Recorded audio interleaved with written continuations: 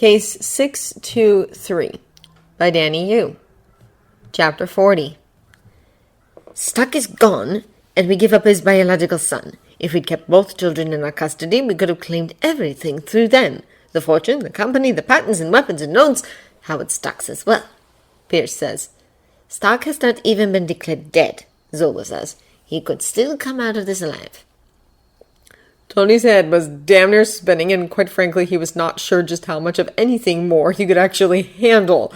Maria was real. Completely and utterly real. Even if he doubted for a moment that she was who she said she was, watching her and Jamie catch sight of one another would have remedied that in a heartbeat. The two of them had taken one look at each other, and then they clashed together, clutching at each other, and refused to let go, both of them openly crying, and for the first time in many years, Tony had regretted his own lack of any siblings. And then there was Clint Martin, the most childish, irresponsible, frat boy like 40-plus-year-old man Tony had ever met, as a husband and father. That one still had him, really. And to make things worse, Thor had fucked off to Odin only knew where. And then, of course, there was the sinking realization of just how badly he'd fucked up. A year of working with the UN to set up a set of rules that would work, of constant back and forths with the fledgling panel, and he'd gone right ahead and done something definitely against the rules without even thinking twice. It didn't even really matter that the rules weren't written out yet, and that he was certainly a long way off from signing them. Messing up like this would make it far more difficult to work with them in the future.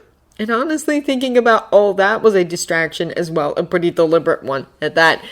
For all that it was a mess, it was easier to think on than, frankly, the untenable situation they were all in. Fact of the matter, he'd pretty much outright smuggled a pair of known foreign terrorists into the U.S. Said terrorists were likely completely untrustworthy, and the only person Tony was reasonably certain they weren't going to try to kill at some point was Maria, and since Maria absolutely refused to be parted from Jamie, even she was behind advanced locks in the Quinjet along with her brother and Clint's family. The Maximovs, when they had left them, had been mostly asleep on the couch in the farmhouse living room. The Avengers were freezing their butts off in front of the Quinjet, trying to figure out what they were going to do about this mess. So, I guess we're harboring dangerous fugitives now, Clint muttered. Steve, who seemed to see something in this whole mess that none of the rest of them did, that or he still was out of it from the mind whammy, which he seemed to have forgotten was courtesy of Colonel Maximoff, was quick to narrow his eyes. Calling someone a fugitive doesn't always tell the whole story, he said. In case you forgot, Natasha and I were fugitives just a year ago. And the two of you proceeded to incur billions in property damage and cause dozens of civilian casualties, not to mention the 347 deaths by WikiLeaks. Tony held up his hand before Steve could go all defensive about that and passed over a tablet. In this case, fugitives is definitely legit. Tony continued. They've taken part in several illegal demonstrations and riots, have a record of vandalism, not to mention violence against police and military. Sokovias had a warrant out for their arrest for 2 years, and that's without getting into the fact that they volunteered to join a Nazi terrorist organization. And from my research with the Scepter, Bruce added, voice habitually soft, they carry a good deal of responsibility for Ultron. Not for creating the II, of course, but I'm almost certain they've had more than a small hand in programming him, so to speak. At everyone's curious looks, he took a deep breath before straightening up. As far as I can tell, Strucker found out a way to link human consciousness with the Scepter. Their brain structure was altered, rewritten, so to speak, hence the enhancements. But I believe I saw plenty of evidence that successfully linking to another consciousness changes the AI as much as it changes the other party, and lets it take on some of their traits, patterns of behavior, belief system. Listen, they may not have gone about it the best way, Steve said, but it's clear they wanted to help their country. They were fighting their corrupt government. And yes, they made bad decisions. They're young, they're misguided, they're adults, Tony said. Not much younger than you were when you got a serum. But perhaps you were too young to make the right decisions for yourself as well back then. Besides, he took a deep breath, Ultron isn't exactly racing back to liberate Sokovia from a corrupt government, is he? He seems to want more than anything to end the Avengers. And if what Bruce said was true, plus judging by the things Maria had said and asked through Jamie over the last year, judging by their backstory, the conversation Tony overheard on the flight here, the unexploded shell in their apartment, all that, Tony was pretty damn sure their grudge was mainly against him, specifically. Steve crossed his ridiculously massive arms over his ridiculously broad chest, and someone at some point needed to point out to him that he looked really intimidating like that. He opened his mouth, but before he could speak, "So," Clint said, "we've concluded that we are harboring dangerous criminals who might have accidentally programmed a mad murder bot and who we can't trust with a name. Anyone got any bright ideas? Because I can tell you right now, I'm sure not leaving them with my family when we leave, and if Laura's babysitting the Stark babies, I'm sure Tony agrees." Tony did agree, and honestly, the mention of the children alone was enough to make him want to head inside the Quinjet to check up on them, make absolutely certain they were alright, and then just hold them until he was forced to deal with the rest of the world again. "Ultron is gonna be a tough nut to crack," Steve said then. "We could really use their help. If we could somehow be halfway sure they weren't going to turn around and stab us in the back. And that's a big if, since we don't even know whether they actually want to go against Ultron to begin with. The best thing they can do is apply for political asylum immediately," Tony said at last. "They have a criminal record and outstanding arrest warrants in a country that's not known for being big on human rights. Their criminal activity is almost exclusively political. Well, except for the Hydra stuff, but we're the only ones who know about that. And not only that, but both American military and intelligence agencies have a history of giving asylum to foreigners who fight for America or American interests, even former enemy combatants. Pretty sure wiping out Ultron counts as in America's best interest." He shrugged. "In the end, though, this is really not up to us. We can give them suggestions, but in the end, they're gonna do what they want to do, and we won't be able to do a damn thing about it. Nothing any of us could do about Girl Maximov's skill set." "And that skill set is exactly why we shouldn't even want to work with them," Natasha pointed out. "Or did you already forget what that little bitch did to us?" Tony sighed. Frankly, he wasn't sure they'd be able to take on Ultron without the Maximovs, not if they wanted a chance of winning. That didn't mean he liked it, and it sure didn't mean he knew how to express it in front of the rest of the team, but, well, Steve said, "everyone deserves a second chance, right?" And for all that he was using his righteous voice, there was something pleading about his expression, something almost begging them to tell him he was right. Why did this suddenly matter to him so much? "Seems to me, based on their history, they've had plenty of chances," Bruce said. "Listen," Tony said. "Can we discuss social injustice, social inheritance, corrupt governments, and growing up during the Great Depression at some point where we don't have to figure out what we're gonna do when we find out where the murder bot is at? Right now, we need to figure out what we're gonna do about the basic framework and the Maximovs. So can we just... What do you suggest we do then? What do you suggest we do then?"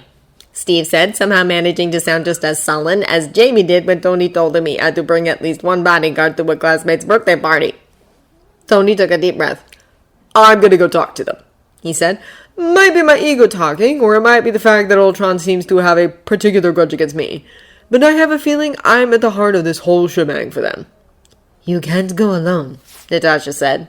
Tony shrugged. He was pretty sure the Maximovs liked Maria too much to hurt Tony right here and now, but she did have a point. "Clint?" he asked. Clint nodded, and they both got to their feet, making their way towards their house. As Tony had half expected, the Maximovs were very much awake and talking amongst themselves. A few more minutes, and they'd have probably come out to interrupt the team conversation on their own. Like that wouldn't have gone to hell in a handbasket. "Okay, listen," Tony said, flopping down into the couch across from them. "I'm trying to connect the dots here. You don't like me. Only reason you haven't tried to kill me is Maria. Sure, you don't like the rest of the Avengers, you don't like your government, you don't like America. But with me, it's personal. Last year, my son asked me whether I've killed people, probably asking for Maria, who'd been hanging out with you for a few months. According to your files, a shell fell on your apartment building, killing your parents. I'm gonna go out on a limb here and say that shell had Stark written all over it. I'm not wrong, am I?" Their glares were answer enough to that. "Now," Tony said before they could get started on accusations about killing their parents and all the other stuff they really needed to talk to a therapist about instead. "Here's the thing. Even back when I sold weapons, I didn't sell buds. My dad may have been an asshole, but he always had stringent quality control, and I didn't exactly see a reason to change that. I may have been a naive idiot, but I was aware of the fact that malfunctioning weapons are really dangerous to everyone involved. So the dud in your apartment was either a forgery or it was one of the weapons that failed internal quality controls and should have been destroyed but got sold under the table by Obadiah Stane, without my knowledge or consent. He took a deep breath, leaned forward, and rested his elbows against his knees. But, right now, that's not even the point. You can blame me as much as you want. You can hate me if that's what you need to. And I am sorry you lost your parents. It sucks. I know it does. It was months after my mom died before I even began to see a point in getting up in the morning again. None of that really matters right now. What matters is the murder bot. Now, he might not seem so bad to you. He's probably promised you'll get to hurt me. He might even have promised that he'll liberate Sokovia for you. Maybe he will, Lord knows. So far, he's attacked the Avengers inside Stark Tower. Probably doesn't seem like a big deal to you. He's attacked factories all over the world, and hey, he only kills when people resist. Might not seem so bad. Big bad industries and all that might even seem a bit like Robin Hood or some crap like that. And I think we can all agree Claw was bad news all around, so no real foul there. Both Maximovs were trying to interrupt, had been for a while now, quite frankly, but Tony hadn't been a dad for 6 years without learning a few tricks, prime among them how to keep talking when someone was whining denial in his face. Thankfully, Jamie was an easier kid than either of these two, and hey, at least there were no powers in play. Red sparks flew around Girl Maximov's fingers, but despite the hateful expression on her face, she seemed to have it under control. Thank God for small favors. Let me finish, Tony said. And in 2 minutes you can scream at me as much as you want. Here's the thing. We don't know what Ultron's planning, but here is what we do know. He's a hyper-advanced artificial intelligence of alien origin. Here are the influence we know he's had. Loki, megalomaniac Asgardian who was mad as a sack of cats and counted human lives as nothing. Hydra, who believe people who are not Hydra are beneath them and that anyone who stands against them deserve to die or be completely subjugated. You two, who've done fuck knows what to get what you want. And a half-written first draft of a World Protection Protocol Bruce and I wrote, where we never got as far as to condition saving the world on saving the human race. Even an idiot can figure out that that means nothing good is coming our way. So, are you going to help take him down, or are you going to be in our way? And somehow, for all the talking they'd been trying to do earlier, they didn't seem to have anything to say now. In the end, it was Clint who wrapped things up, clearing his throat and scratching his own hair. "How about you take the night to think about it?" he asked. "Come on, Thons, sleep over in the Quinjet."